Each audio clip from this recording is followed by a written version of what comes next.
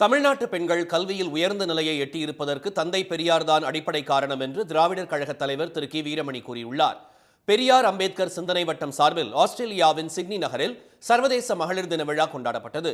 இதில் சிறப்பு விருந்தினராக கலந்து கொண்ட திரு கி வீரமணி, சாதி கொடுமை, தீண்டாமை, பெண் அடிமை போன்ற சமூக வளங்களை களைந்து சமூக நீதிக்கு வித்திட்டவர் பெரியார் என்றும், அதன் பலனாகவே இன்று தமிழ்நாட்டு பெண்கள் வெளிநாடுகளிலும் பணியாற்றும் வாய்ப்பை பெற்றுள்ளனர் என்று கூறினார்.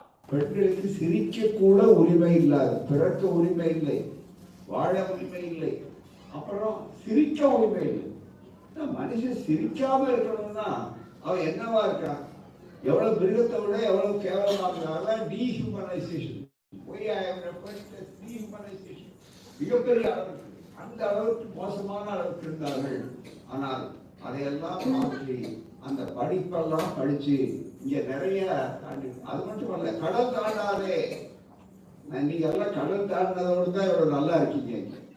இந்த நிகழ்ச்சியில் திராவிடர் கழக செயற்பாட்டாளரான வழக்கறிஞர் திருமதி அருள்மொழியும் பங்கேற்று பெண்களின் முன்னேற்றத்திற்கு பெரியார் அளித்த பங்களிப்பு குறித்து உரையாற்றினார். விழாவில் சிட்னியில் வாழும் தமிழர்கள் பலர் ஆர்வத்துடன் கலந்து கொண்டனர்.